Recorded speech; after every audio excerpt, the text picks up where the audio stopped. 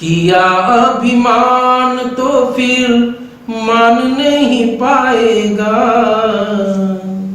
होगा प्यारे वही जो श्री राम जी को भाएगा। किया अभिमान तो फिर मान नहीं पाएगा।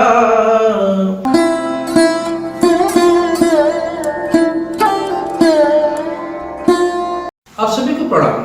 सत्य सनातन की जय। ईश्वर की असीम अनुकंपा से, गुरु महाराज के असीम अनुकंपा से हम सभी लोगों को भगवत चर्चा करने का परम सौभाग्य प्राप्त हो रहा है। गुरु वंदना कर लेते हैं। वंदो गुरु पदकंज कृपा सिंधु नर रूप हरि, महामोहतम कुंज जासु बचन।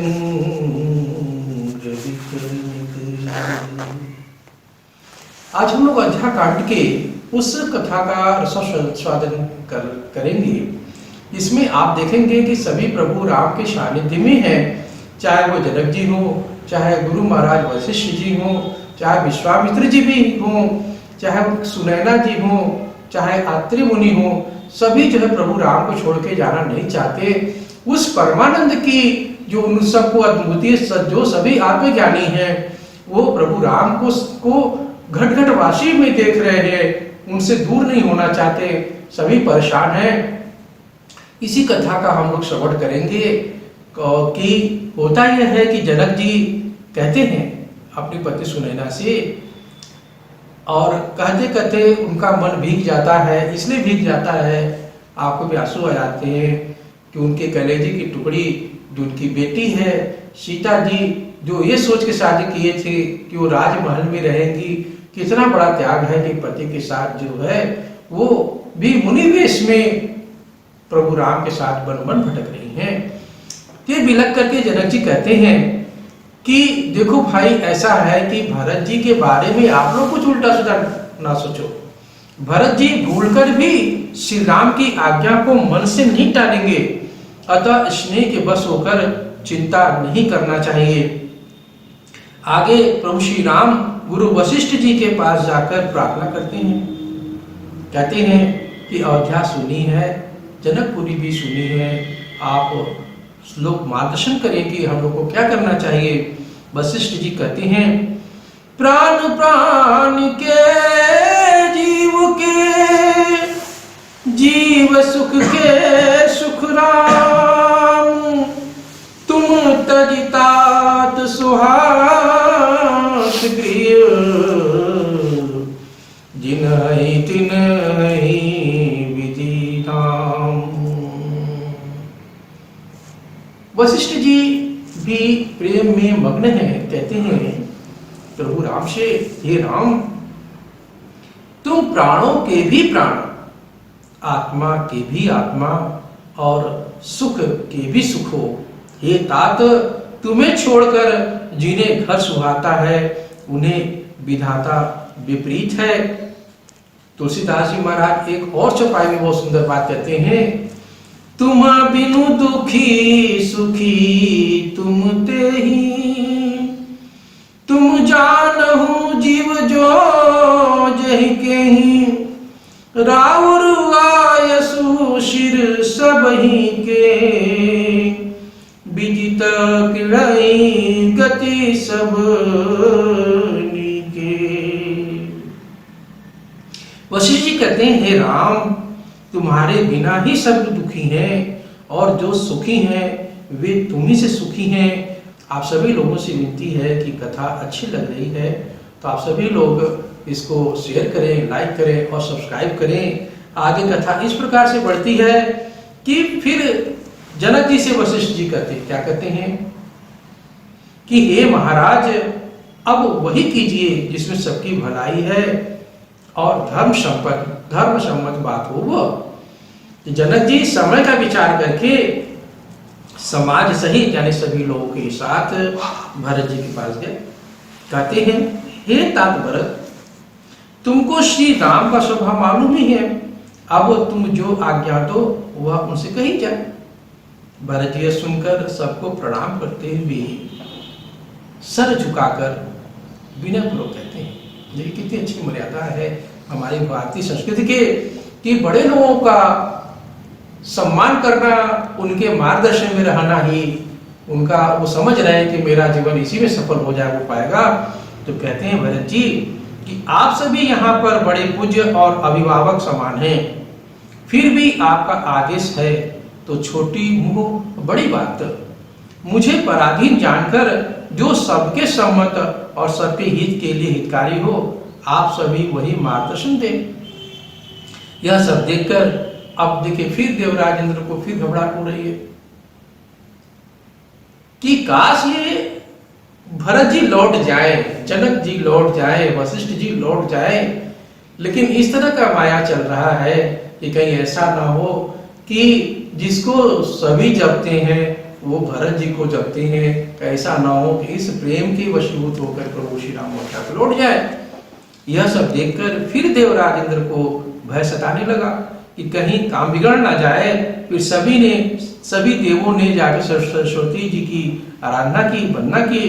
तुलसीदास जी महाराज ने कहा, राम शने सकोच बस कहा ससोच सुरराज, रचहु प्रपंच ही पंच मिली, नाहित भयउ काज। अब देवराज इंद्र अब देवताओं की मीटिंग बुला के कहते हैं कि सब लोग मिलकर कुछ प्रपंच रचो, नहीं तो काम बिगड़ा ही समझो। अब वो सभी लोग सरस्वती जी के पास जाते हैं, वंदना करते हैं। सरस्वती जी प्रसन्न होकर कहती हैं कि देखो अपनी मर्यादा को तुम लोग समझने की कोशिश करो। भरत जी की बात जो आप कह रहे हो, आप कह रहे हैं कि आप भरत जी की मति को फेर दीजिए, तो आप पहले भरत के बारे में जान लीजिए कि भरत जी की मति कोई नहीं पलट सकता। प्रभु की माया उनके आगे भी नहीं चलती। भरत जी के हृदय में सीता राम जी का निवास है, वहां अंधेरा कैसे रह सकता है। फिर ये कह करके वो हाथ जोड़ करके कि मुझे तो क्षमा करिए, और फिर वो अंतर ध्यान हो जाती है। अब एक कथा आती है भरतकूप की। इसमें चित्रकूट में एक जगह है जिसको भरतकूप के नाम से पूर्व वो विश्व प्रसिद्ध है, उसके बारे में हम सभी को भी जानना चाहिए। वो इस प्रकार से है कि अत्रि मुनि भरत से कहते हैं। अब देखिए भरत क्या है कि कई धर्म स्थलों का जलाशय लेकर के अपने साथ साथ चल रहे हैं। उनको तो भाई राज्याभिषेक करना था प्रभु राम का। तो अत्रि मुनि के भरत से कहते हैं कि हे भरत, इस पर्वत के समीप ही एक सुंदर कुआं है। इस पवित्र अनुपम और अमृत जैसे तीर्थ जल को उसी में स्थापित कीजिए। भरत जी के पास कई तीर्थों का जल रखा हुआ था। भरत जी ने अत्रि मुनि की आज्ञा पाकर जल के सारे पात्र रवाना कर दिए और छोटे भाई शत्रुघ्न अत्रि मुनि के साथ कुएं के पास जाते हैं, जहां पर अथाह जल था कुएं के अंदर। उसमें सारा जल डाल दिया। वह कुआं भरतकूप के नाम से विश्व में प्रसिद्ध हुआ। अब तुलसीदास जी महाराज कहते हैं, मांगे विदा प्रणाम करी, राम लिए उरलाई, लोग उचाटे अवरपति, कुटिल कु अवसर पाई। फिर भरत जी ने प्रणाम करके विदा मांगी। तब श्री राम जी ने उन्हें हृदय से लगा लिया। इधर कुटिल इंद्र ने अब इंद्र जी का मन तो नहीं मान रहा है, वो भयभीत है। तो अब इधर कुटिल इंद्र ने बुरा मौका पाकर लोगों का उच्चाटन कर दिया। उच्चाटन माने उनके दिमाग को फेर दिया। यह कुचाल सबके लिए हितकारी हो जाती है कि इसमें इस तरह की बातें आती है कि अब वो ये देख रहा है कि देवराज इंद्र की उसको कुछ सब प्रभु को छोड़ के जाना नहीं चाहते, तो वो और भी ऐसा कर देता है कि ठीक है सब लोग यहीं रह जाओ, प्रभु के साथ ही रह जाओ। अब प्रभु जिस काम के लिए धराधाम पे आए हैं वो काम भी पूरा हो। यह कुचाल सबके लिए हितकारी हो जाती है। अवधि के आशा के समान ही यह सबके लिए संजीवनी हो गई। नहीं तो लक्ष्मण जी, सीता जी और श्री राम के वियोग रूपी बुरे रोग से सब लोग घबराकर मर ही जाते।